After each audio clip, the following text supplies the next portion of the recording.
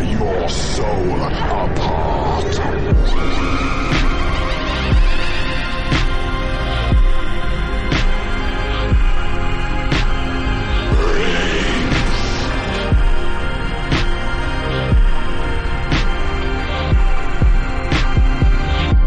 Welcome to the Matt and Mark Horror Show. We're the Monster Squad. Welcome, ladies and gentlemen. I don't know why I had like an Orson Welles thing going on there. Welcome back to the Matt and Mark Horror Show. We are all here in studio. Me, Mark, and our buddy and guest horror expert in residence, Tommy Nuggetz. Hello, sir.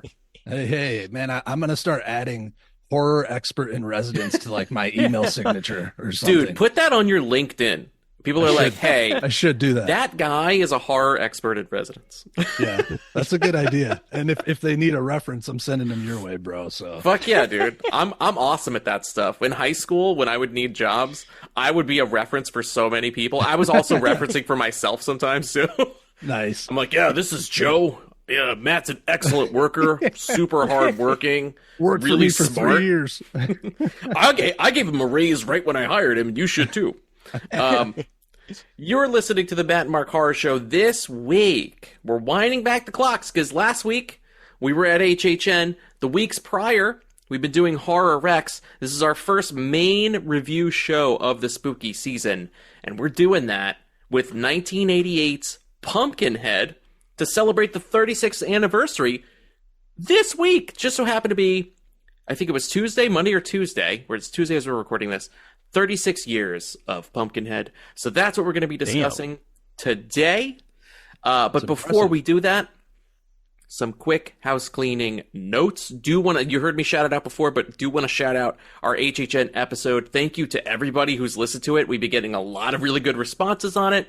A lot of hits for us, which is really fun. Every year, cool. The Haunter community kind of finds us. They listen to our HHN episode and then they leave. They're like, we're not fucking interested in you. We'll see you next year. Talking about Venom 3 or whatever you're going to do. It's and like that's those much Catholics that only go to church on Easter. Yeah, that's totally what it is. This is the one time a year I'm here to atone It's for the that atheist shit. version. That's it. I'm here to receive the Eucharist of Mark, and then I'm going to leave. Yes, thank you to everybody. Our HHN episode, if you are one of the people who has not heard it yet, do go listen to it. It's available on the RSS feed as an audio pod. It's also on the YouTube.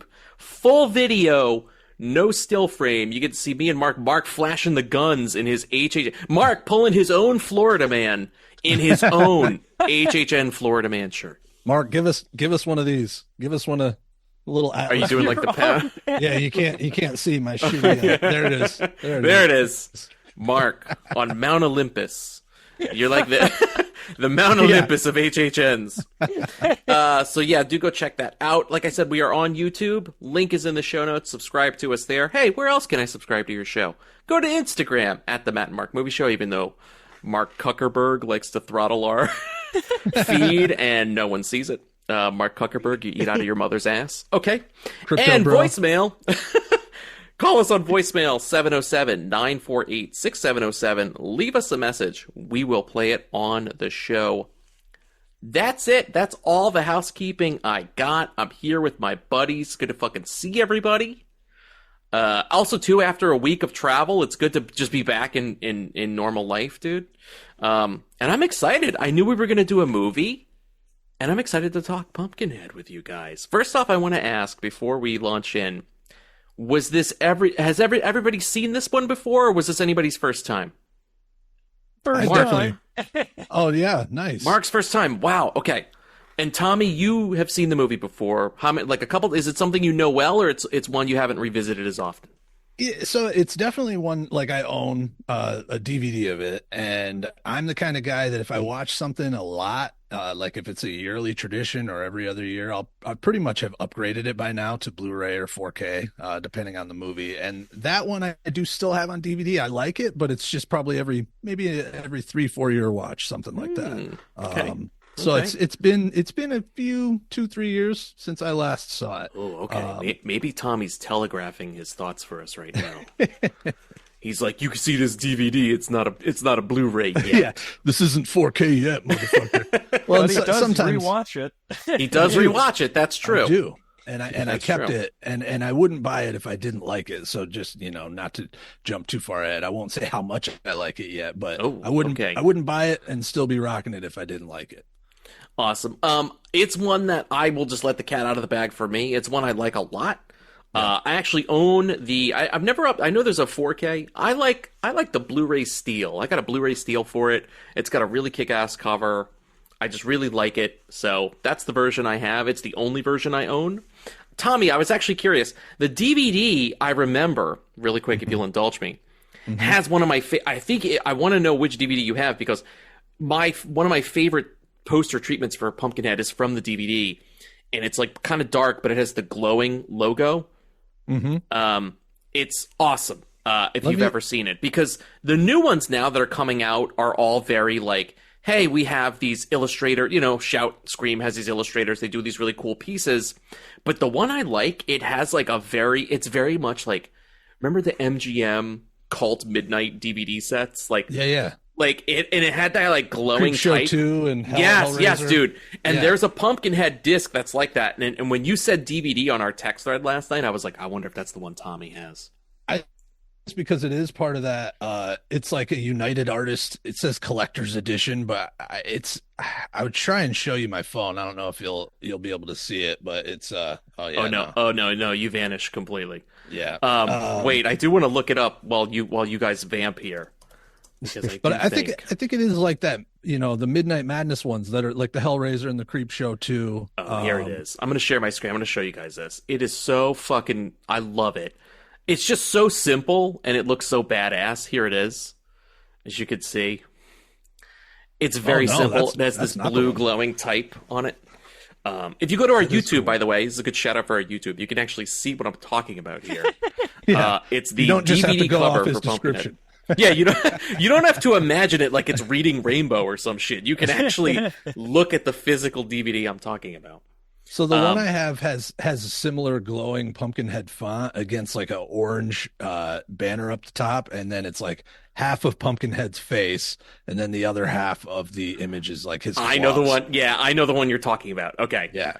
Okay. Yeah, I mean, that it was probably one... like a $5 DVD that I bought years and years ago at Best Buy. Okay. So pretty basic. Nothing like any of the boutique. Like your Steelbook is definitely more advanced. Dude, my Steelbook is low. Like, so I watched the movie last night because work has been nuts. I usually try to watch the movie the weekend prior to us talking about it. Sure. And I could only watch it last night. And I wound up digging through every special feature on the disc because it's loaded, dude. There are like documentaries, there's interviews. I was like, okay, it's just going to be the superfluous cast. Nope, here comes Lance Henriksen. He sits down for a whole thing. I was like, this is like a real set. Yeah, the boutique labels really do pack it all in, and especially now in comparison how basic the studio copies have become. It used to be you could buy a studio DVD like what I have, and it has a few things. I think it does have a making of featurette, and it's got commentaries. But that's about it. The boutique labels, like, they really pack that shit in, and that's one of the reasons their shit's so awesome. Yeah, there was a really good, if you can catch it might be on YouTube. A lot of these special features are on YouTube.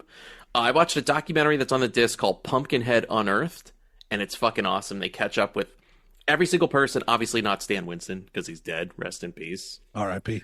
But they catch up with everybody, like even all the puppeteers and effects guys that worked with Stan on the movie. They talk to all of them, and they talk to all of them inside of Stan Winston's studio, because you can see like different rubber suits behind them. Like there's Goro from the fucking Mortal Kombat, yeah. There's like the alien hybrid from Alien Resurrection. Here's like this other furry thing. I couldn't figure out what it was. It's just somebody's furry suit. Yeah. Stan Winston just went to furry He's a freak. convention. Yeah. Stan Winston ain't gone. He went to a furry convention. He's He the was the ultimate OG.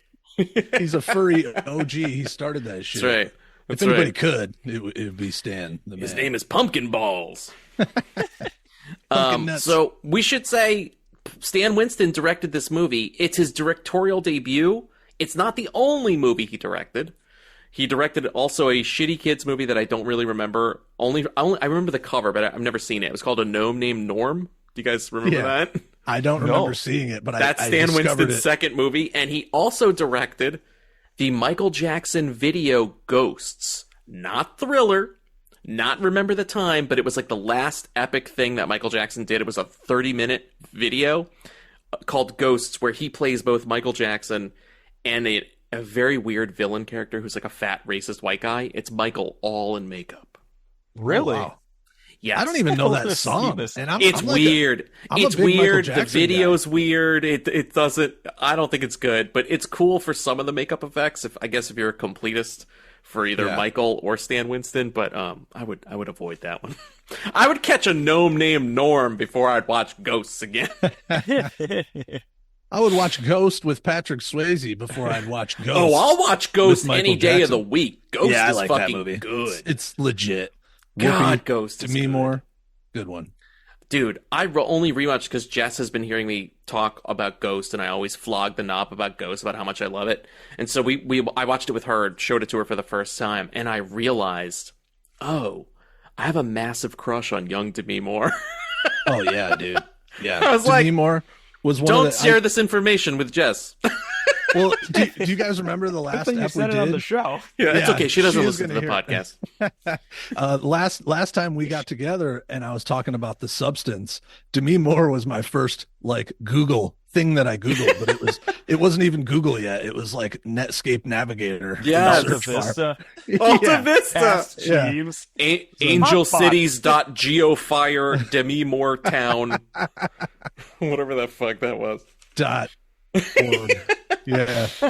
So yeah, young Demi Moore, she was adorable, and that movie's just it's super like creepy and dark too. Yes. I love the underworld thing and how like he like haunts his killer and shit. Spoiler alert. Awesome. But yeah, Ghost is great, underrated. Yeah, awesome movie. And obviously all three of us are fans, to bring it back to Pumpkinhead. We're all three fans of Stan Winston. Obviously the guy has created some of the most iconic special effects of all time. You could throw a rock and hit a movie that I'm sure you love. He's worked on Terminator, Terminator 2, Jurassic Park, Predator. I mean, like A Gnome Named Norm. The list goes on and on. These are classics. Michael Jackson's Ghost. It just keeps going. But how is he as a director? That's what I want to ask you guys, especially Mark, because it was his first time seeing Pumpkinhead. Mark, what do you make of Stan Winston as a director in his debut? Actually was kind of surprised because I don't really think I've heard of it much, but it does sound like it would be like some cheesy low-budget B movie. But it actually is surprisingly well done. It almost has like a Spielberg look to it. Mm-hmm. And it has like I really love how surrealistic it looks, but it's also, those physical effects are insane. Like, I was not expecting that. I wasn't expecting this movie to be that good. That's I was fair. very I think shocked. the title works against it a little bit when people hear it, because I think they're, and you know me, I love schlock, but I think people expect schlock, and then really what they're getting is this more polished kind of, it's a movie with a lot more on its mind, and it's a movie that's made with a lot more care.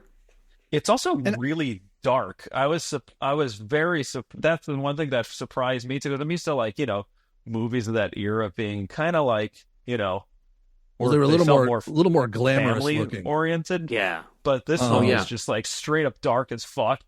Like his kid gets killed immediately. Oh my And it's god, just I know. him getting revenge. So I was actually surprised in every aspect because I didn't think it would be that. It's actually a very serious movie. Like the themes that they deal with are extremely dark and serious, and it deals a lot with I grief. thought it was going to be one of those movies where you just kind of laugh through it, but you don't. It's actually like, no, and I probably very should have disturbing. I should have warned you, because I did have that thought last night. I was like, if Mark hasn't seen this, he's going to assume, and I take blame for this, because I like schlocky shit. I like going in cold. I like being surprised. But I was like, I wonder if he's going to be, surprised. yeah. It's very much a movie. It's a I was trying to describe this to Jess last night, because she lives vicariously through me with the horror movies. And I was like, it's a bedtime story. That's truly what it is. It feels like a bedtime story. it's positioned a little bit like a fairy tale. It's like a dark kind of gothic fantasy, and it's like you don't know what time period it is. You can kind of guess, but a lot of the stuff is kind of kept timeless, especially with the locations. It feels ancient because you have stuff like you have a witch. I love that kind of shit. You have a witch in there. Yeah, anytime you have to like take a journey into the dark forest to meet some like old lady that has it feels like a powers, fantasy. It's very fun. especially when it's a portion of the forest that some like country kid that lives out there is like, I ain't gonna go past this road, mister. I love that. Yeah, you know it's gonna get bad. It's gonna get nasty. And also too, you've got the yeah. You've got the cool aspect, too, that it's kind of got the E.T. thing going on, where, like, two beings are connected. Do you remember that in E.T.? If something happens to Elliot, it happens to E.T. Same deal here. If something happens to Pumpkinhead, it happens to Lance Henriksen. If something happens to Lance Henriksen, it happens to Pumpkinhead. That was a very cool reveal, by the way. The way they do it, like how he finds out. But it's also, like, it doesn't sound like a topic of that time, but then again, maybe I'm not very familiar with those movies where it seems very contemporary, where it's like, and then he has to kill himself. But I feel like that's what makes it less of a typical 80s horror movie. I actually think that's probably why it didn't do well. I think because it wasn't the norm, right? I think it's also what makes like the legend of Pumpkinhead and the character more tragic, and you kind of understand why everybody's so afraid of it, because it's like if you assume everyone who's previously evoked Pumpkinhead became then themselves the next Pumpkinhead and died for what they did, then it's like, you know, that what the true cost is a little bit more. It's kind of like the dangers of revenge, you know. Yeah, it's like you're essentially trapped by it, you know. Because if it was just guilt, then it would be like, well, some people could live with this. Like if someone killed my kid, I'd be like, yeah, unleash Pumpkinhead, Satan, Dr. Satan, fucking vampires, zombies, everything on him. I don't even have a kid, and I would do that. So I do like that he had a change of heart as it starts to go after like the more innocent people that really had. I mean, they were locked away too. So, but only because I think he only has a change of heart because he's experiencing it firsthand. Yeah, that's what I thought. Yeah, he had he not had that connection, I think he would have been like, fuck them, they'll die, and then I'll go to hell. But once he started seeing the blood through his own eyes, he's like, oh, fuck. It felt like, he was doing it. I think when the witch told him that he would pay a great price, I think he was thinking, like, his soul and guilt would pay the price. But then when he literally was physically having to pay the price, it was like, oh, shit, never mind. And I almost wish... I mean, it makes sense because he was connected to whatever happened to Pumpkinhead, but I almost wish they didn't do that. I almost would have liked it more if he didn't have that remorse, but I mean, you know, it does make sense for the story. I get you. Just kill them all. Let me ask Tommy the same question. Tommy, what do you make of Stan Winston as a director? So one thing I think is easy to notice is how efficient everything is with this movie. You know, super low budget, and they really do a lot. Not a lot of locations. You can tell that, you know, this wasn't, there wasn't a bunch of studio lots built up and they weren't doing, you know, cool set pieces with this. It was like mostly in the woods. They did use, though, the cabin that the dirt bike riders and their friends all go to. That is the cabin from Friday the 13th, the final chapter, if I'm not mistaken. Wow. Yes, you are correct, sir. Yes. I knew you would pick up on that. Let it be known, if there's Friday the 13th trivia afoot, Tommy Nuggetz will unearth it. Especially if it's from the first four movies. And that's one of my favorites with Feldman as Tommy Jarvis. But yeah, it's the same cabin. And so that's kind of a cool piece. But, you know, it's so crazy. Other than that, in the general store, I mean, there's like the witch's hovel. There's the pumpkin patch. Farm, the pumpkin patch. The pumpkin patch, the shanty town, and my favorite set of them all, the church. Oh, yeah. But it's nothing awesome. It's nothing too you know, and you could just tell everything's really efficiently well made. So I think that's definitely something you can see. One thing that's kind of ironic to me is that, you know, and I thought this when I was directing when I was watching the movie, and then when I was researching Winston later, it turns out that he was so busy with like directing duties that he really couldn't oversee as much of the effects stuff as he had become accustomed to and would continue to do. So his team handled a lot of that, and I think if you keep that in mind, it's almost like when you watch The Thing and you think Carpenter did the score because it sounds like a Carpenter score, but it's not. And so it feels like, oh, this is real Stan Winston effects. And it's like, well, yeah, but it was his team, really. You know, it wasn't Stan hands-on like he had been before. It wasn't just them making the effects for Pumpkinhead. One of the guys and I love this, all the effects guys are credited up front, which I love. One of them, I believe Tom Woodruff, I think is his name. He's the actual guy in the fucking suit. Yeah. Which is nuts, because they were talking to that guy in one of the special features I watched, and he was like, they were like, how the fuck do you see outside of Pumpkinhead, like when you're in him? And he said there are 2 slits in the neck. That's how he saw. Oh, wow. You can't, like, that's fucking insane. Well, and I was trying to describe to my wife before we watched, because I don't think she had seen this before, but she does like horror, so it was easy to talk her into it. Lucky guy. I am. I'm sure she regrets it a little bit this time of year because it's like too much. But she's like, God damn it again! Fuck! I should have drawn a line. It's like, somewhere. Tommy, I said a gnome named Norm. Yeah, I wanted to watch Stan Winston's other movie. But I was trying to describe to her the monster, the creature in this beforehand, and I was like, it's kind of like a country version of like a xenomorph a little bit. Yeah, dude, yes. Like I can huge totally fucking see that for sure. pod head. Kentucky Fried Xenomorph. Yeah, Appalachian. Inbred xenomorph. Inbred. Oh no! Did we lose? Oh, and then like there we go. There we go. The movie, she's like, I was expecting more pumpkins. Oh, you guys got me again? Sorry. There you go. That. You're good, buddy. You're good. You're good. AT&T, folks. AT&T. One thing I do appreciate about the we'll talk about more of the design of Pumpkinhead, but one thing I appreciate about Stan Winston as a director is exactly that. You think Stan Winston, you think, oh man, I'm going to see these incredible effects, physical effects, and that's all it's going to be, and you will see those things. But what took me by surprise, he captures emotion well. For a director who's never worked with actors before like this, directed a movie, like, dude, I might just be a big pussy, but the opening act of this movie wrecks me. I think it's the carelessness of the death, the way that the city kids handle it, like after they accidentally kill the kid, like, it's hard. I thought it was like to jail again. Yeah, it was like it was really captured well. The emotion translated for me, and I kept reminding myself last night, I was like, how crazy is it? What this guy's known for, making movie magic, doing these amazing things, but like, this fucking guy knows how to like make a scene believable enough that I am feeling real things. And it may just be as easy, the subject matter may just be an easy lay. I don't know. But I thought I was kind of just taken by do like a real band. Trust yeah, me. dude. I was kind of moved by how good he was able to handle himself like that. I was like, this guy's a real fucking director. Like, the emotion feels real. The emotional stakes feel real. You feel everything from like the loss of the kid to even Lance Henriksen being like, making the decision to summon Pumpkinhead and then later regretting it. Like, it all felt real. There wasn't ever a moment where I was like, oh, I'm just watching this cool monster movie and that's it. There's stakes behind it. Yeah. Lance Henriksen, holy shit, I didn't realize he could carry a movie. He's fucking also, great, he's man. ripped as hell. Jesus Christ. I think someone else, and then they showed his face, and I was like, oh shit, that's him.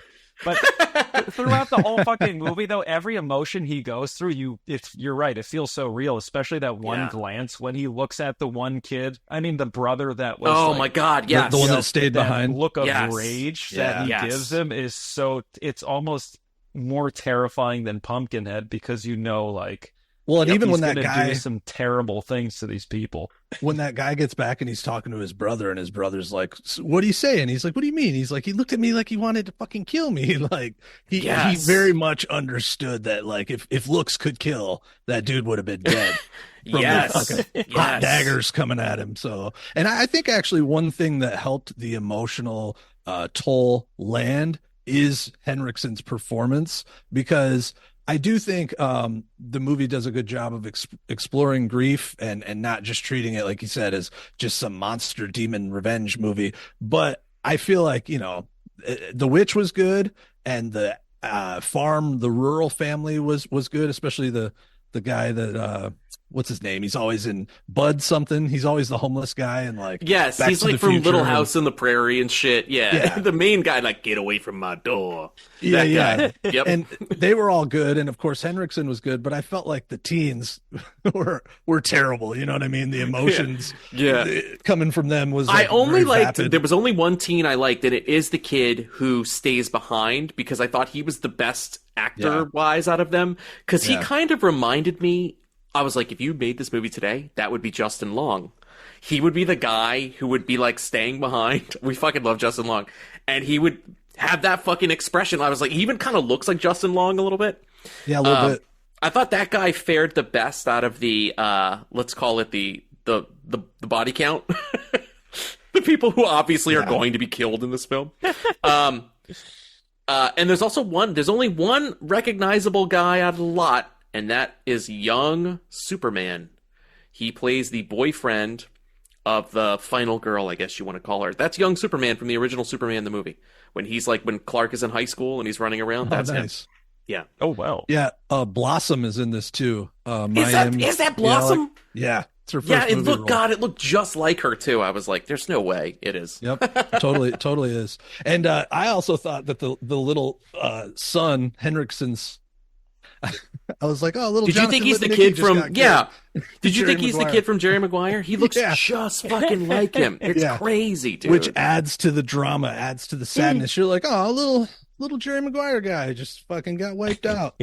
Would you just die though if a dirt bike hit you like that? Like, I feel like you could maybe. I think you would die if what happens in pretty this movie little. happened to you, where no one seeks any medical attention of any Well, kind. that's true. I was like, when Lance Henriksen brings him home, I get it, it's tragic, and Jesus, it tore me to shreds.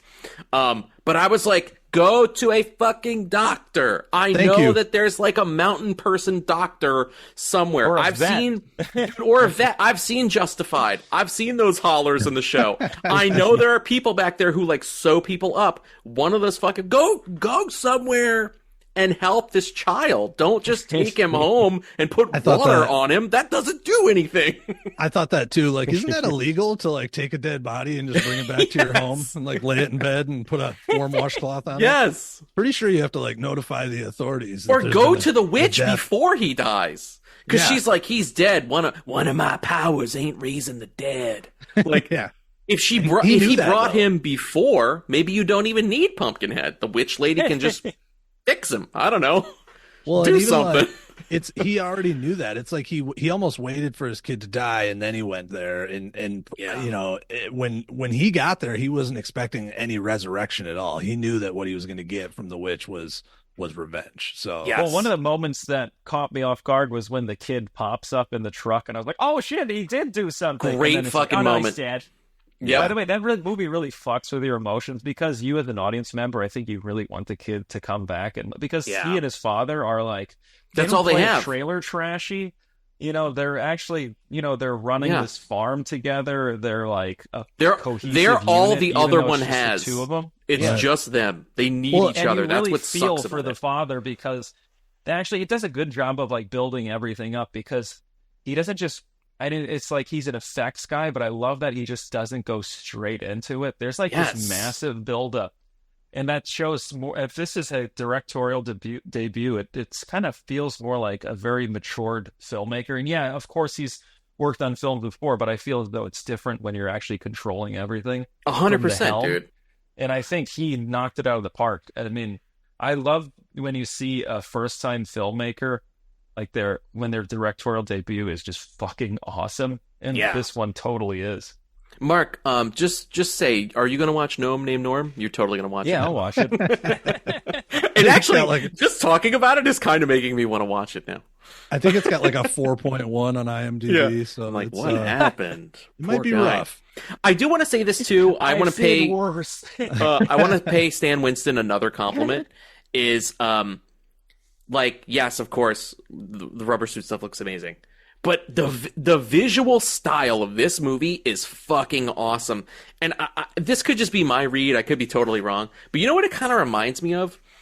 It feels, and I'm saying this in a nice way, it feels like an opera without the music. It feels very theatrical. Even the lighting cues and the sort of like the gothic sets and the way that the atmosphere hangs over. Yes, it kind of feels a little like an old monster movie, but there's something that feels very theatrical about it. Like, it feels like a horror play almost. I really like that feel, especially when you see everything is very much like on a stage. Like, here's the pumpkin patch where we dig Pumpkinhead up, right?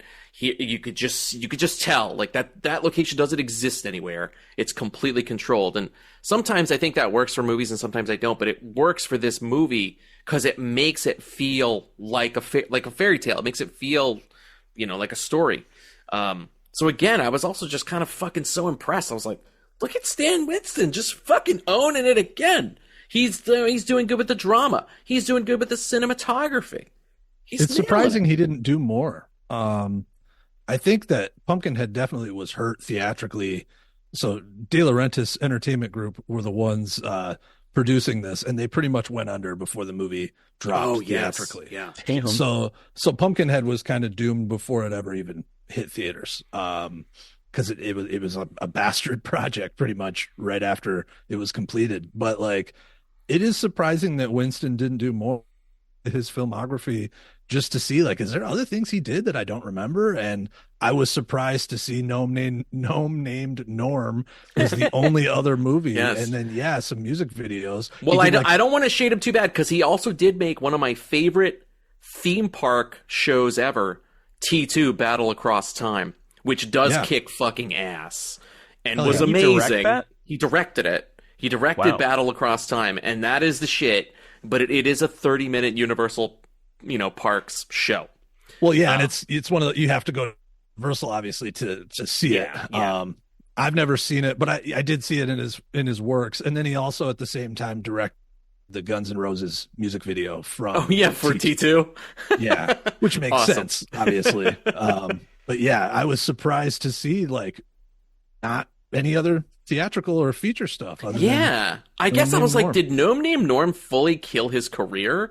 Like, I don't know what happened on that movie, because you're absolutely right. I would think you get a couple strikes on you before you go to director jail. Like, M. Night Shyamalan has like 6 of them, and he's still employable. He's still going on the strength of like two movies. He's the Donald Trump of filmmaker. He is. Yeah. He just won't go away. Same with Neil Blomkamp. The guy's made 2 good movies and about 18 shitty ones, and he keeps getting work. What's his second good movie that you like? Obviously District 9, but then I love District 9. I'm going to go to bat and tell you Gran Turismo is actually a good movie. Okay. I haven't seen that. Surprisingly, it is good, but it is I'm a mark for racing movies. I love good racing movies. And it feels very much like he was like, I'm going to take Field of Dreams and Days of Thunder and mash them together and make it look cool. And that worked for me. Nice. That sounds pretty awesome. A little shout out for Gran Turismo there. Also, if you watch Gran Turismo, you will learn how to say Nissan and not Nissan. Nissan? I drive a Nissan, so I may have to... Tommy, don't let Orlando Bloom hear you say that, because you drive a Nissan. Yeah, I don't generally see Legolas on my normal when I'm running errands and stuff. Right. But if I do, I will. He's going to connect with you on LinkedIn, because you're the guest, horror guest in residence. I heard you were the horror movie expert in residence. And do you own a Nissan? When he kept saying it, I was like, am I having a stroke right now? It's Nissan. Yeah. What the fuck are you doing? That's like young Frankenstein when he's like, Igor, and he's like, no, it's pronounced Igor. yeah, that's totally what it is. Fuck you. Totally what it is. It's a Nissan Pathfinder. All right, so we've done enough. Track. We've done enough teasing and foreplay. Let's talk about the monster. That's what we're here to fucking talk about. Pumpkinhead, the titular Pumpkinhead, as Tommy dubbed him, the country xenomorph. He looks fucking outstanding. I have said this about many things, but I don't think we have enough good new monster movies. We've got obviously the reams of classic monster movies, but especially think of the 80s, right? At this time, we've only got slashers. We've got Freddy, who is a monster and a slasher, kind of a cheat. But in terms of just, hey, it's a monster, I can't really think of any outside of like you said, the Xenomorph, Predator, right? Pumpkinhead, I would absolutely put up there. Like, he's just so unique. He's got a great design. I also love the subtleties. Like, Pumpkinhead definitely looks one way throughout the movie, and then as we get closer to the ending, there's that great bit where the connection is truly made, and you start to see him look like Lance Henriksen. Yeah, that which was is really dope. freaky. I love And it. I thought Lance Henriksen himself looked badass too, with like the red eyes, Yes. and like his face all fucking puffed out and shit. Like that was pretty sweet too. Yeah, it looked fucking awesome. What did you and guys I think of the prefer those Pumpkinhead visual creature? cues. I like that they use those visual cues instead of it just being like a flashback to the witch saying something like they would do in Yes. most movies. Yeah, Like, oh, it's good, not show lazy. It's not lazy at Yeah. all. I thought the Yeah. creature was dope, and it kind of gave me like, of course, this is before Pitch Black, but I love that they did the effects that style, and you only really see him. He's obscured for the most part, or he's in the distance, and it's always at night. And I thought that like any sort of problems they may have had with the effects are completely hidden by the way they shot it. And I think I like that he's just this. He's not very present. He just kind of like creeps around. Like most of the time, you just see like maybe an arm or a hand or something, and it kind of builds up to the final showdown when you see him. And he's in, and it's like when you do see him prior, it's always these like beautiful silhouettes. So you're just kind of like you don't know what the hell it is, but it's enough to like creep you out. And it there's that reminds me shot of the Predator a little bit in that regard. Yeah. Oh, Like- yeah. There's a shot that's actually very Predator, where like you're in the cabin with them and you're looking at the window and you don't even realize he's in the window until the camera moves and he starts to move outside the window for a moment. It's my favorite shot in the movie. Yeah, I think that the creature is definitely a highlight of the movie. I also love even though it's a little bit, this is to me one of the only dated parts about any of the effects, sound or visual, is when he comes around and the crickets start clacking and the thunderclouds start blamming and like everything. He just, his creepy aura precedes him everywhere he goes. Like everybody knows, all the local folks at least that know of this nighttime story tale, they know Pumpkinhead's coming before he even fucking gets there. So I feel like a lot of the work is done to establish his menacing presence without even seeing him. So then when you do just see a glimpse of him, that's all you need to be like, oh shit, yeah, no, this guy's nasty. And he's like a predator, xenomorph, country bumpkin, all fucking rolled into one. By the way, what's a cool scene, actually, speaking of that build-up that you're talking about, Tommy, when they're singing the song, because it gives it this sense of history, like it's been going on for a really long time, to a degree where they actually have like a little children's song about it. And I love that it starts off like they're, look at these kids bullying this other dopey kid. But then as it goes on and you see that little kid freaking out, you kind of like are experiencing the same thing as that one young woman where she's like, stop! And you kind of want her to say that too. Yes. But that one little scene, I think, sets up Pumpkinhead for the rest of the movie, where you're like, holy shit, like, even though people aren't familiar with who he is, like, the lore is enough to, like, terrify people. It's also really the cool. way that's done too. It's like, it's kind of like in Candyman, when you've not seen him, but somebody explains the rules to you, like, hey, if you repeat his name a bunch of times and you're looking at a mirror, like, now all of a sudden, every time we as a viewer see a mirror, we're like, oh shit, if somebody says this, they're fucked. And that poem, the Pumpkinhead poem, does the same thing, because once they say the poem, you're like, these little kids, basically anytime anyone's afraid, this fucking thing might be out there.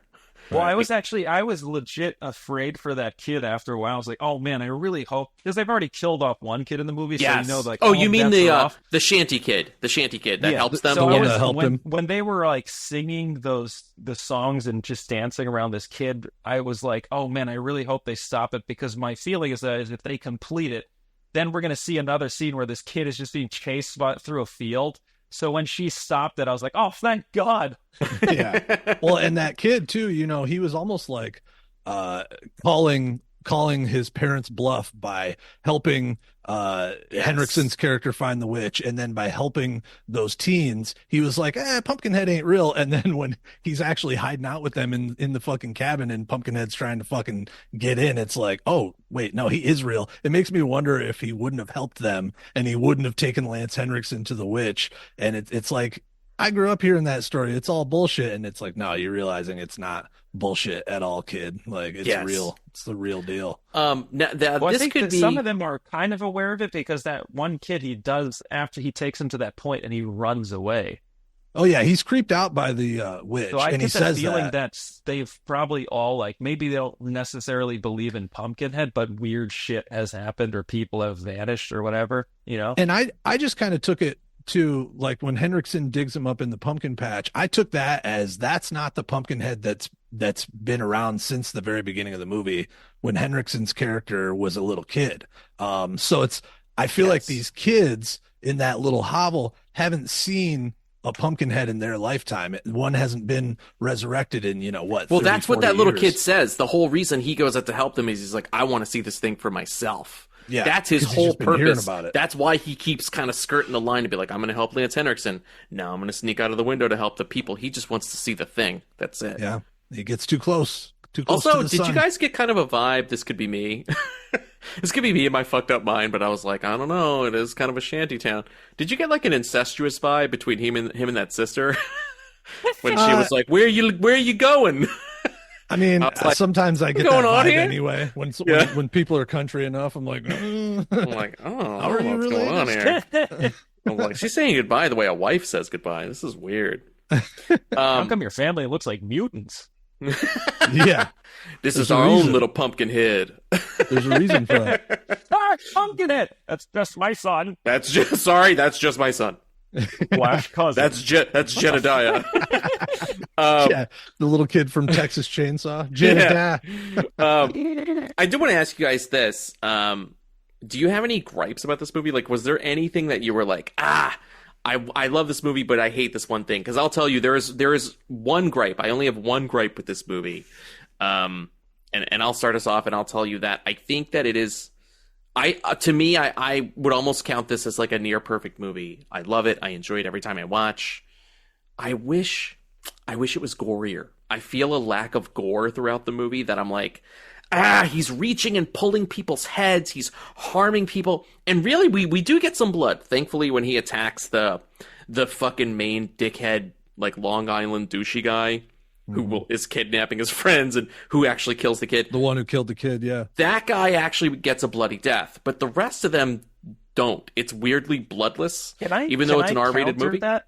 No, please. I honestly, I feel as though they did it on purpose because sometimes, like, the gratuitous violence I feel as though it could be overkill and it would take away from the story, but because it's not extremely violent, it forces you to watch this in terms of like, what is the point of the story rather than let's watch teenagers die. Yeah. So actually, I think you know what? You're probably right. Yeah. I feel as though it elevates the movie because you're not it doesn't turn into a checklist of deaths. It's more of like, what are the consequences of revenge?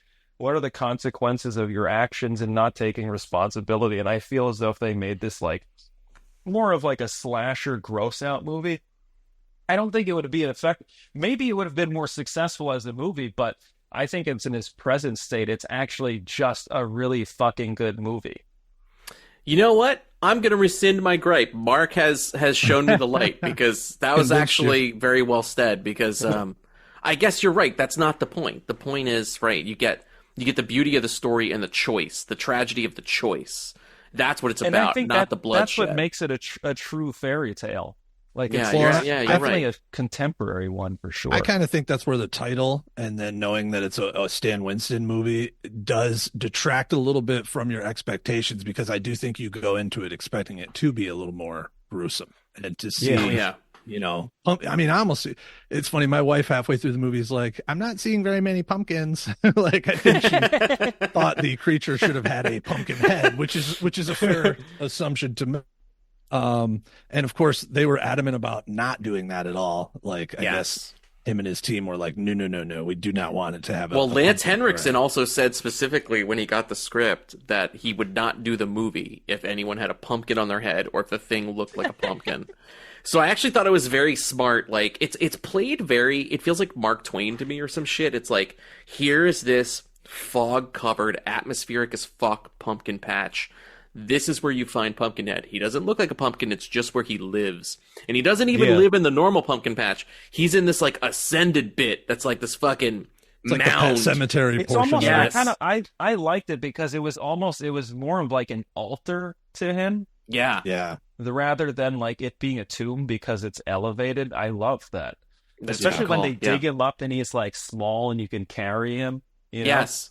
That's It was, that's really- that's that like part the was really it's like the creepy. sea monkey before you wet them and bring them to Yeah. life. He's like in his There was dried also- packet form. There was also a really cool detail. I don't know if you saw this, but when the creature's laying on the ground, like, I guess because he's so emaciated, you see like the tendrils of skin pulling on the rib cage. Yes. It's really the detail's insanely good. Like it doesn't feel like a creature in a suit at all. It actually feels like this living, breathing creature that comes out. And Well, and I I think- love that they shoot him in these epic shots of like, you're seeing the flashing of light and like beams of light, and it's got Yeah. that stark steel blue. It's just, it really, it elevates this monster into this like, in this tiny little town. It's cool that there's this like insanely terrifying creature that's just right there, but you don't know it. Yes. Yeah. Right. It's like some local rural mythology that is Right. real. He's a I think- regional monster. He's regional only. Yeah. He only fucks with the Appalachians. He doesn't do That's the right. Rocky Mountains. That's right. I think for me, so it's weird. I don't really have like a specific gripe. I actually do wish some of the monster footage itself wasn't so much assumed. I do wish I saw a little more, I guess, because it is a Stan Winston production. So I'm expecting to see, this guy gave us T-Rexes staring into Jeep windows and T-1000s melting in molten metal. So I think I expected a little more from the monster images themselves, but I definitely think that the setting and the creepiness and like the different shots of light and like the jarring music, I do think it does a good job kind of supplementing what you don't see with the creature. And not to say it's not a total, like, if I'm ranking this out of 10, I'm like a 6.5. I don't know what it is that I don't like, that doesn't push me into the love category, but I'm also like a huge slasher guy. So maybe to me, this is too ahead of its time, and I just wanted some guy chopping up camp counselors with a machete when I was young. You wanted and- Camp Pumpkinhead. Yeah, That would actually I be kind of feel as fun. though when people hear Pumpkinhead, they're like, they just see like most pumpkins, the Halloween pumpkin with the giant maw, and they're like, I want to see this thing eat someone's hand. Yeah. Well, Yeah. that's what the title, and then they did make at least one or two sequels. There's two that- sequels, yeah. and those they go more off the rails. I haven't seen them, but I don't have think not need seen to. either one either, but I've heard Lance Henriksen returns, which makes the ending of this one very curious because I thought we kind of definitively, spoiler alert, show him dying and becoming the new pumpkin. And it has the necklace too around too. Yeah, it Right. has the necklace they It's buried, so you almost know the like- next time they resurrect Pumpkinhead, that it's going to be Lance Henriksen. Well, it actually makes sense because it's sort of like it's this horrific chain of revenge that, every few years, I guess somebody has like a horrific event in their life and they have to summon Pumpkinhead, and it's sort of like, it's kind of neat how it's like a passing of the torch because it's Well, like It you ensures become there's the always next going to be person, one. which becomes the next person. So Yes. it's like this eternal creature almost because Yes. Right. someone's always going to want revenge. the vicious Yeah. cycle, right? It's like the loop never breaks. That's Yeah. what Yeah. makes it so scary, and that's really And the the thing ultimate. is, it's like, oh, sorry. Well, no, that's like the ultimate price that you pay when you're the person that wants Yeah. that revenge. Yeah. You're going to feel what the Pumpkinhead feels, so that's going to suck, and you might feel some guilt. But the worst thing is, you're going to be the next fucking Pumpkinhead. Yeah. So I hope you really But mean it. But what I liked about that, it was this kind of like, you actually have control over this creature to a degree. I mean, like, maybe it lessens the terror because of that, but it's like, but ultimately in this universe, you can choose not to summon him. He's very inert, it's like you have to Right. make this conscientious choice Right. to bring him back. Like, there's a whole bunch of steps you have to take to summon him. You know, it's not this easy task. Also, so too, does it seem really like there's a want it, you know? Does it seem like there's a barrier of entry too? Like, does it seem like the witch would turn you away unless it's a clear-cut death? Like, hey, these fucking asshole city kids killed your son. I'll do it. Like, I don't think you can just be like, he owes me $20. Well, I'm actually, real mad at him. I've been asking. I'm tired of asking. In the first scene, is it implied though that guy outside has done something horrible, right? Yes. But I wondered what the degrees of severity were to be like, well, what's horrible? Is it like, hey, I slept with this guy's wife, or hey, it was a sexual assault of some kind, or hey, I accidentally, I think killing and that kind of stuff, like, that's why I was like, well, what are the degrees? How does the witch I feel choose? as though it has to be almost a tragedy, because if that was your neighbor and he did a minor offense, you'd probably let him into your house. But because it's the people inside, with the exception of the kid, don't seem to mind that these people are being left outside, it must be something kind of truly horrific. Yeah. Well, and it's almost like there's like a chain of command you have to go up before you get Pumpkinhead, right? Like he had to It's ask very corporate. Right. I mean, kind of. He had to ask the family where the witch was. I gotta find Pumpkinhead on Teams. I gotta see if he's available. Google Meet with I gotta make sure my manager's available. But like, the family, the old guy tries to stop him, and then the witch kind of warns him, and then he goes and brings back the little creepy Pumpkinhead body, which to me is the creepiest image in the whole movie. That little body. Oh, the little guy when he's just born. Yes. And then even when he gets the Pumpkinhead corpse back, the witch is like, "Are you sure you want to do this? This is going to cost a great price." So I feel like she's probably got some sixth sense where she knows why he's there. She probably expected him there. So she probably, if someone wasn't deserving of it, maybe we would never. Or she's seen a pattern for so long that it's become like, it's just like, these people, this is what they come for. So, I'm going to give my little warning, and then off we go. Right. I mean, maybe it's what keeps her alive, and keeps her going is like. Yeah. Well, the other thing too is I was also thinking if this is just my own version of the lore, I only watched it once, but it feels as though it's like, when Pumpkinhead's not being used, he shrinks and gets smaller. And is it like, if people just choose not to have revenge, does he vanish forever? But because people always want to have some sort of revenge, at least, they're the people that encounter this, that he just keeps coming back, and then he just grows bigger and bigger. That's actually a profoundly beautiful thought, Mark. How dare you bring something beautiful into the show? It's like, way to go, Mark. If we don't have any feelings of vengeance, the vengeance dies. Like, he's like it John literally Lennon over shrinks. Here. Like, by the time you imagine? find, like, if you brought him to a utopia, he'd be like the size of a bean or something. Well, doesn't it felt like the angrier Lance Henriksen got, the bigger he got. Felt. Yeah. And even you were getting camera angles where it wasn't like head on. Now you're getting these tilted up camera angles and these bigger you would spaces see like the church. The doggy legs extend. Yeah. You would see him kind of grow taller. Yeah.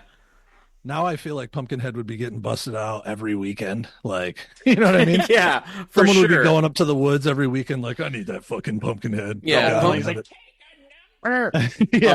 Pumpkinhead's back to sort out another Twitter beef. Yeah. This guy talks shit about me. They see at the deli. Yeah, exactly. People are on TikTok dropping their location at the Pumpkinhead patch. I'm here. This motherfucker did me wrong for the last time, y'all. He ruined my son's gender reveal party. He keyed my Nissan Century. He keyed my Nissan. My Nissan Century, y'all. And now I want to also summon Pumpkinhead because I don't like saying Nissan. I like to say Nissan, and that guy says Nissan. Yeah, that's a Pumpkinhead. Okay. That's an egregious Pumpkinhead thing. You get Pumpkinhead for that. That's it's bad enough. Up to Orlando Bloom being ripped asunder by Pumpkinhead. Yes. I like when Pumpkinhead he grabs that one girl and just hauls her up the tree by her neck. She's like, la, la, la. That shit looks so awesome. Here's my question for you guys then. What was your favorite kill? And because you mentioned that, I'll go first because I thought that one was terrifying when he just drags her up the tree and it happens in the distance. So it looks so real. And when he lets go, there's this moment, at least for me, where it's like my stomach went because you could just picture this person plummeting to their death. That's mine, dude. Yeah, I'm right there with you.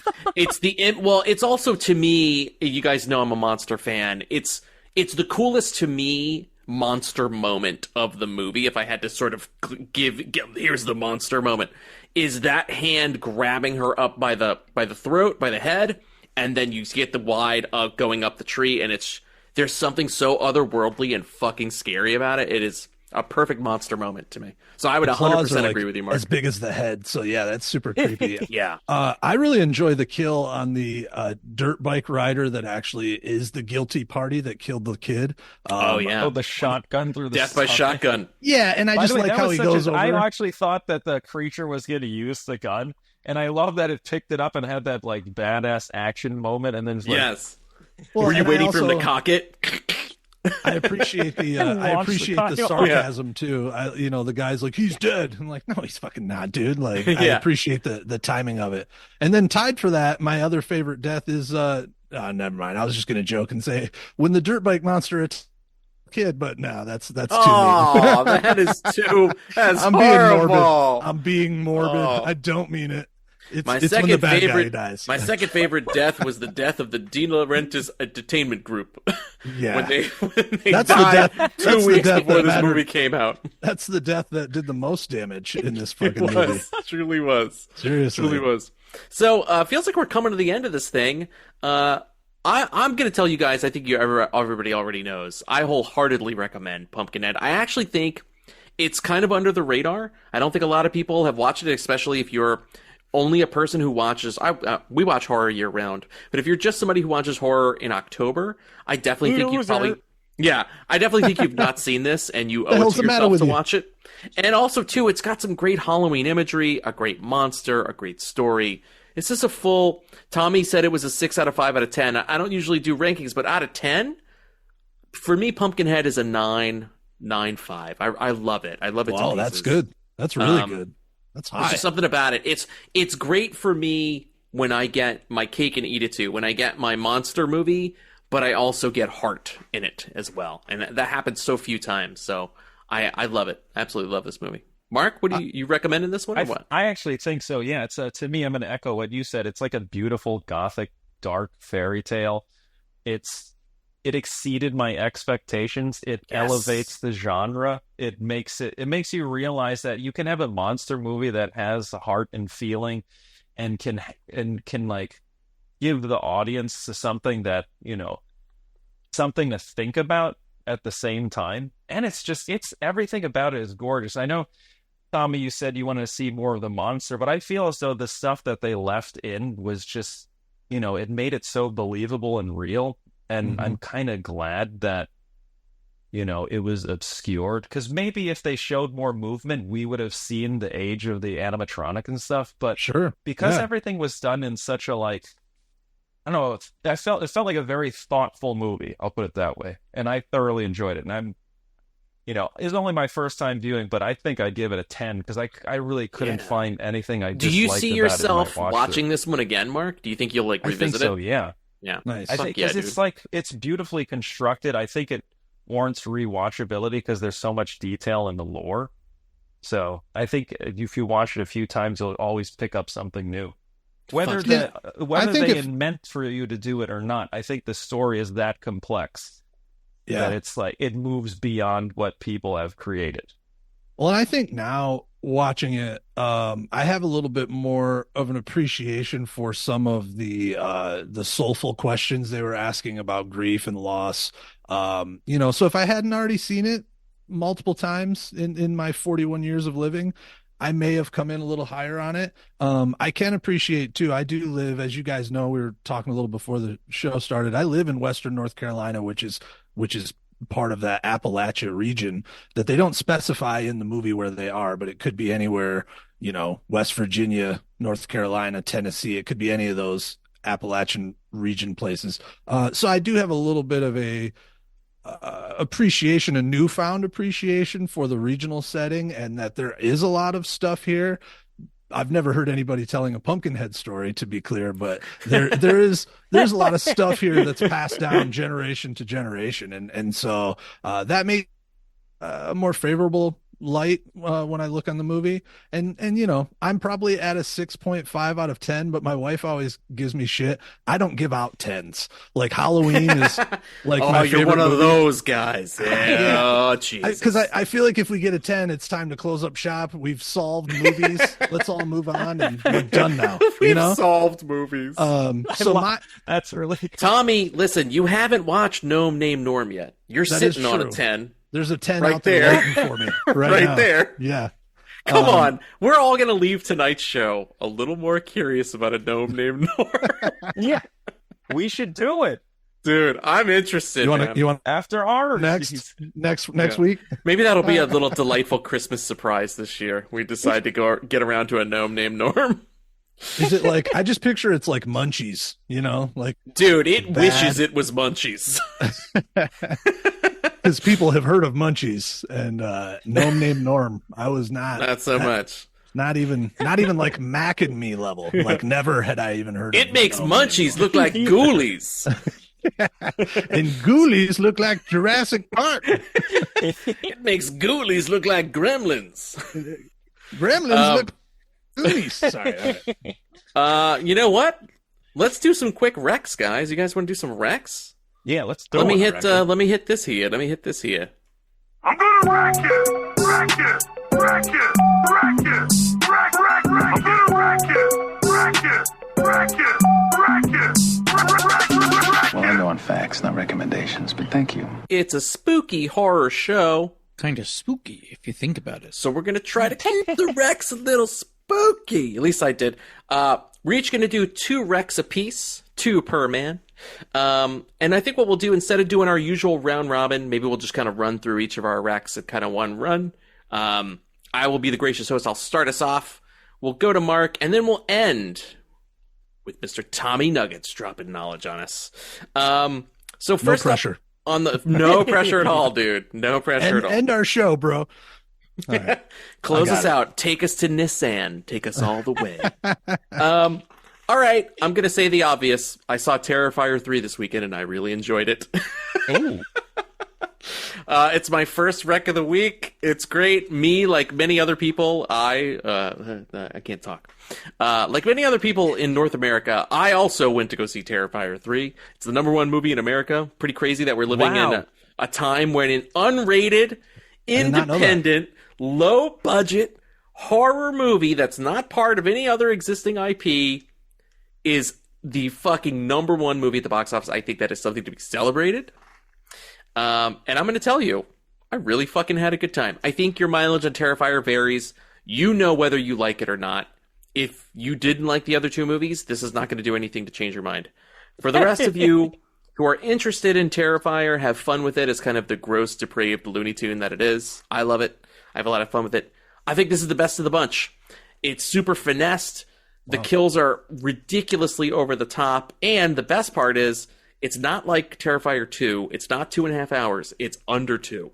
Under 2 hours.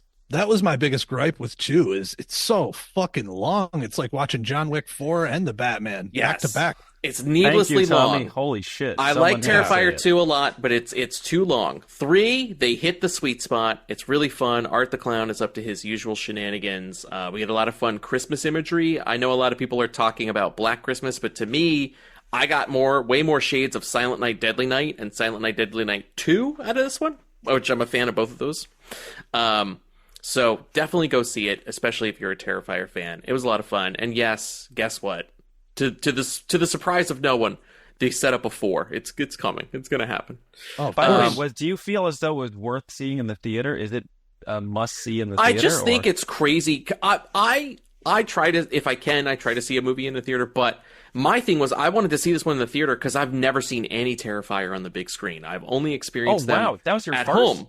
This is my first time on the big screen because I saw 1 on streaming and I saw 2 on Blu-ray. I wanted to see it with an audience, just to gauge their reaction, and also the kind of weirdness, the curiosity of seeing an Art the Clown movie on a big screen. So I had to see it. Also, my local was playing it. I didn't think they were going to be playing it. They kind of kept me in suspense for most of the week because it wasn't on the schedule, and I was like, fuck, I'm going to have to drive an hour away to go see this. They do that with the indie stuff. It's so annoying. Yes, and then on Friday, they dropped it. I was like, what the fuck? There's all these showtimes. What the fuck is going on? So it was great. I got to go 10 minutes away to my local and catch Terrifier 3. But nice. I think it's worth it to see with an audience. Yes. If you have a good audience. Now, if you see it with like kind of a crappy audience, I was ready for like walkouts and crazy shit. Nothing happened. Everybody that was there was a complete sicko. We were all very excited. Everybody was happy and cheering and laughing. This point, Keith says no. Yeah, people were having a good time. That's my least favorite thing about the Terrifier franchise is the review porn that comes out ahead of time. Like, people were cutting their own fucking hands off in France watching this. Right. Like, no, they weren't. Shut up. Have you seen French horror movies? They're so fucking crazy. Like, no. Yeah. No, none of that was happening. I literally saw a family walk in, and I swear to God, guys, each one of them had a Slayer shirt on, like the band Slayer. And I'm talking the husband, the wife, 2 kids. Everybody had a different Slayer shirt on, and I was like, how old were the kids? The kids were like, I want to say maybe 10 and 12. Oh, damn.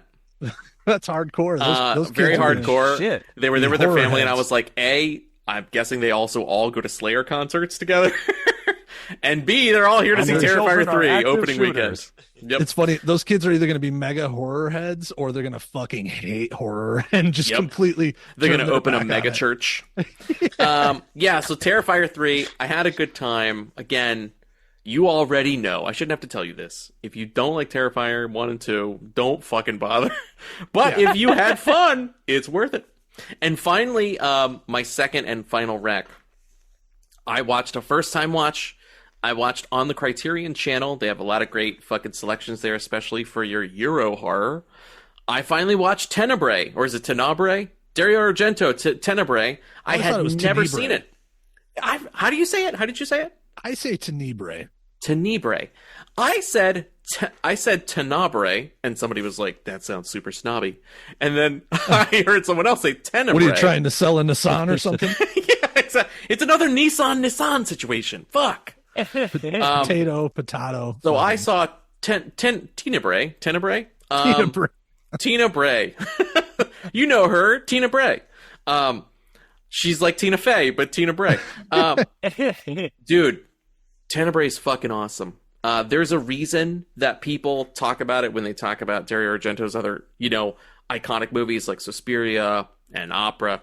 I was blown away, dude. I was blown away. I kind of loved it because I think I went in. I know Dario Argento more as a giallo guy. To me, the Suspirias and things like that, those are the more kind of uncommon things in his filmography. So I was super excited to see him. Tenebrae is basically a giant giallo. It's the master of giallo returning to giallo. Really fucking weird, like weird in the best giallo way possible. If you've never seen it, it's about an author who begins to he's like writing all this really horrible shit. He writes like basically a Terrifier novel, basically. And an obsessed fan begins writing him anonymous letters. And they're very disturbing. He's writing as if he's the main character of the book, and these murders begin to happen. The police are working with the author, and they want to try to catch the killer. The killer and the reveal of the killer is fucking insanity. The kills are great. Argento in peak form. The ending, it feels like a nightmare that you cannot wake up from. It's loud. It's gruesome. It's stylish. All the blood, the reds pop so well. It's on Criterion Channel right now, and I think the version they have is 4K. I'm not even fucking kidding. Oh, wow. So if you have Criterion Channel and you've not seen Tenebrae yet, or you've seen it and you want to rewatch it, I would suggest watching it there. But it was fucking awesome. Highly recommend Tenebrae, especially if you're a big giallo nut like I am. I can't believe it took me this long to see it. I finally saw it. So now I'm going to get back to my sort of weird, spooky, ghostly, like your normal Argento. I'm gonna check out like Phenomena, which I still haven't seen, with Jennifer Connelly. There are a couple other really Argentos I haven't seen yet. I know Mark really liked that one, so I want to see that one next. But I was in the mood for Giallo, and it hit just right, dude. Hit just right. I have not think that was- seen oh. Tenebrae myself, so don't feel you terrible. should see it. Yeah, I've never been a huge Giallo guy, but I do love Phenomena. Okay.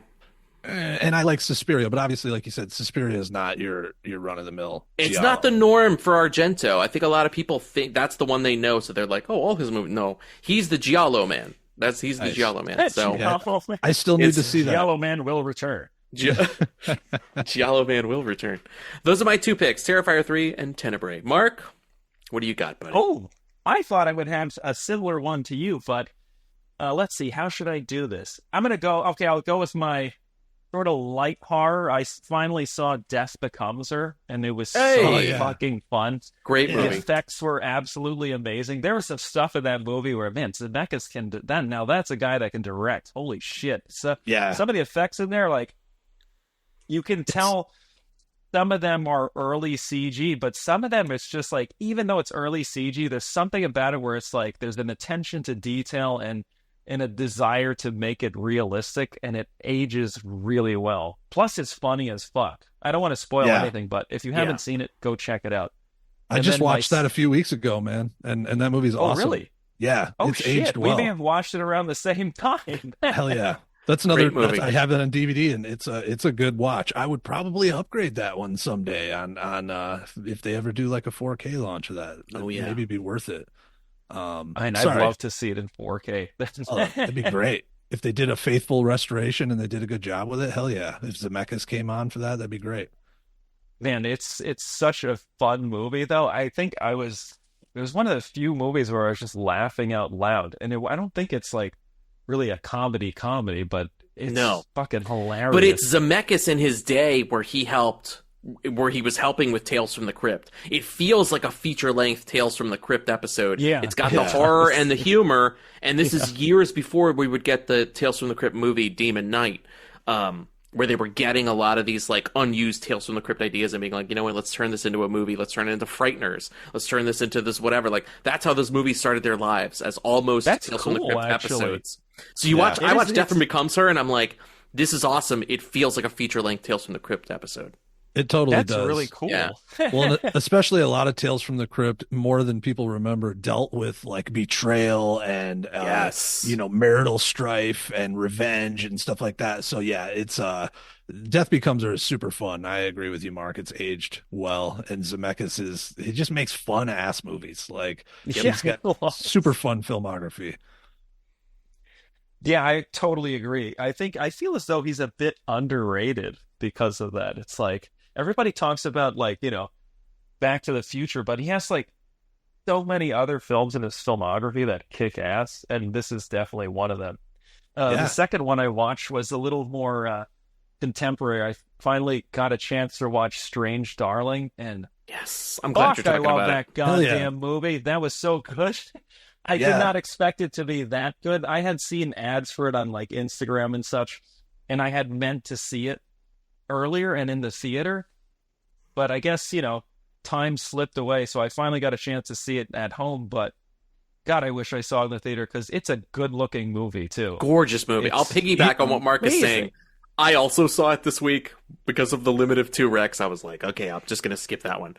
But I also loved it too. It was fucking awesome, dude. You guys How beautiful was it to see like 35 millimeter film? It looks so fucking good. And it wasn't like hyper stylized. It was just like, this is how gorgeous film looks. Do you guys know who the cinematographer was on that? Yes, Giovanni Ribisi, the actor. His first feature-length I saw the cinematography producer, gig. But wow.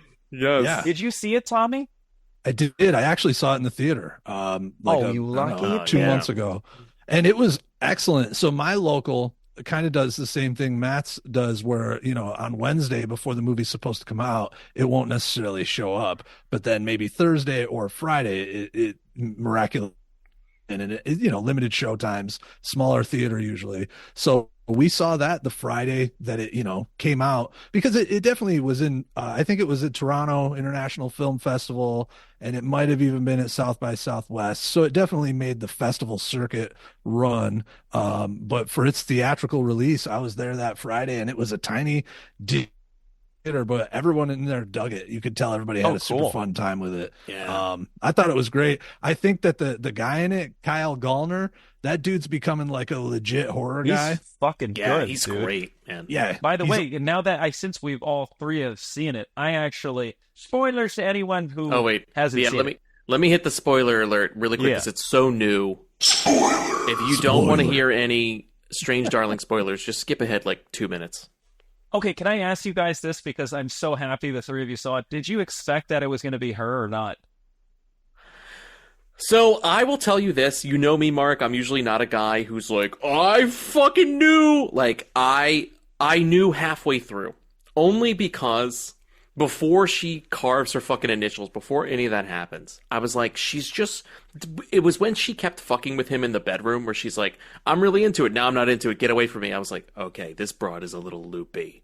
Right. And I was like, wouldn't it be fucking nutty if we are supposed to think he's the killer and it's really her? And then lo and behold, as it kept happening, I was like, oh, fuck, it's her.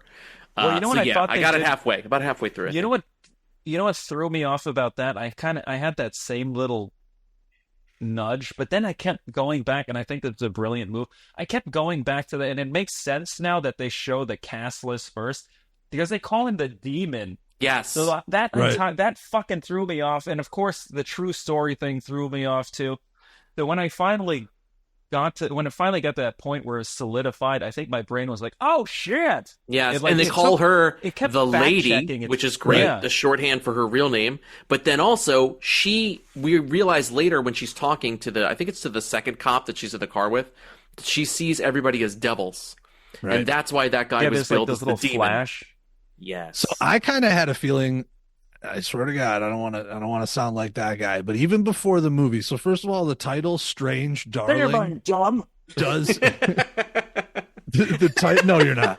The title implies that it's about a strange girl. You know what I mean? Like, Yep. and also I thought as soon as I saw his name in the billing listed as the demon, I was like, this is too fucking obvious because all of the trailers and then those front credits tell us who the killer is. And I was like, no, this as hyped up as this movie is, I know that there's going to be another shoe dropping at some point. So I had a feeling. I didn't know the whole her seeing people as demons, and I didn't know the extent of, you know, how much she had set things up ahead of time before they got into that hotel room. But I just felt too like how crazy she was acting. I was like, yeah, it's totally something's up with this chick. She's something's not right about her. And so I wasn't super surprised, but I do think it was very well crafted and paced for them to get you to that point. I thought it was one of the better By the way, movies the of the use year. of the use of those like title chapters and jumping back and forth and having them roll back or forward was fucking Awesome. brilliant. I It was love great. that shit. Yeah, I was enjoying the craft of it so much that I didn't care that I was like, I'm enjoying seeing this unfold. Like, I want to see how he's going to get there.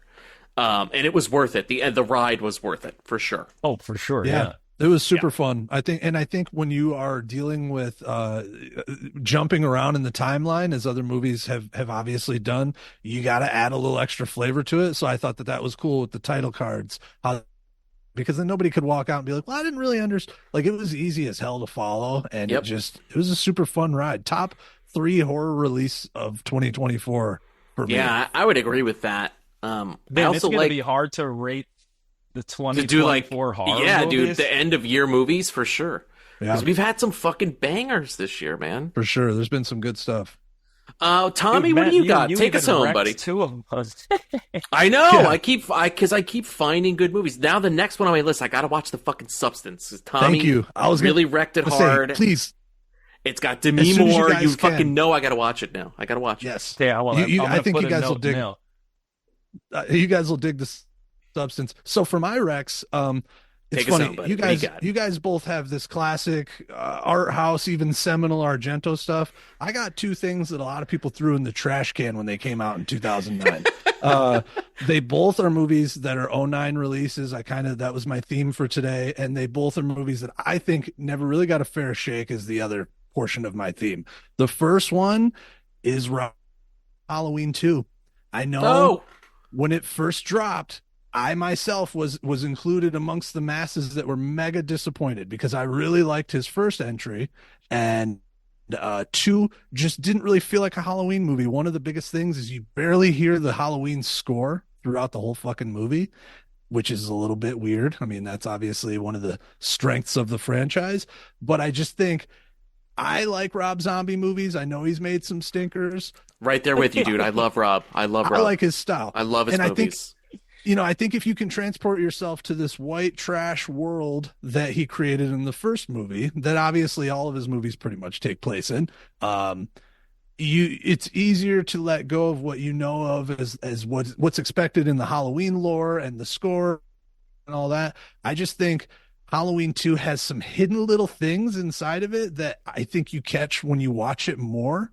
And one of those things, first opening scene that takes place at the hospital, it's all amazing. I love that fucking first act. And definitely some things that fall apart with the characters. One thing I always had a beef with is that Laurie Strode has a Charles Manson poster above her bed. Like, she's a survivor of major traumatic events and a killer who tried to take her life. And why would she have Charles Manson's poster above her head that says "In Charlie We Trust"? Like, it's a little weird, but then the way the movie ends, spoiler alert, I think a lot of those things led to where her character's going. And I just think it's a super fun movie. I love when awesome timeless songs like Nights in White Satin are used in movies like this, because to me it bumps up the volume of how much I like it. And I just think if you hated Halloween 2 but you haven't seen it since the 3 David Gordon Green abominations have come out, I think you should revisit Halloween 2 and try and kind of like look at it through that lens of like Rob Zombie's white trash world that he set up.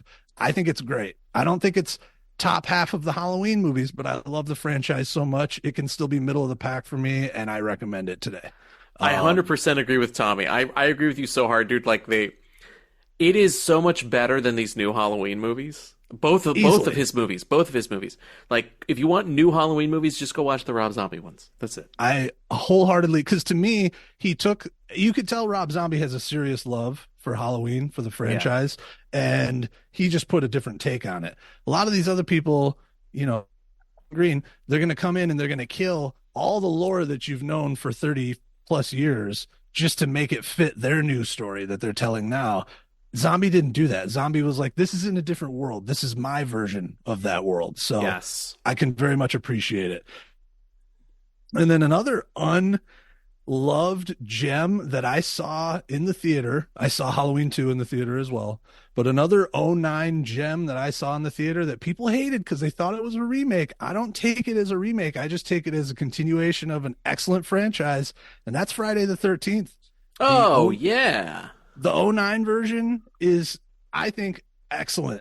It's got a lot of homages and throwbacks to the whole rest of the franchise, but they don't have any throwaway lines like, they don't kill the sequels like they do in the David Gordon Green Halloween. They don't throw those all away. They don't say exactly where in time, this story's taken place. So you could look at it as Friday the 13th part 11, or like, it doesn't have to be a remake, but it came out in a year that a ton of other fucking remakes came out. Last House on the Left, man, what other remakes came out? The Fog. Didn't The Fog come out around that time? My Bloody Valentine, there was a remake in '09. I like that one. I like My Bloody Valentine. I do too.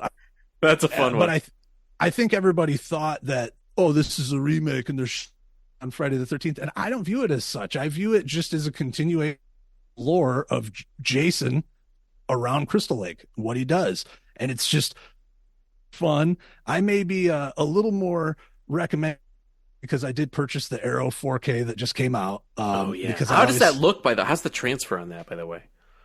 The transfer is good, but it's funny. There is some fuzzy stuff in the Blu-ray version of this movie that the transfer didn't necessarily fix. It's improved, but it's not fixed. Some fuzzy scenes, and I don't have the technical acumen that you guys have where I wouldn't be able to say why it looks that way, but there's definitely some scenes like when they're buying all the gas and the junk food at the little convenience store, and that dude's trying to hand out flyers of his missing sister.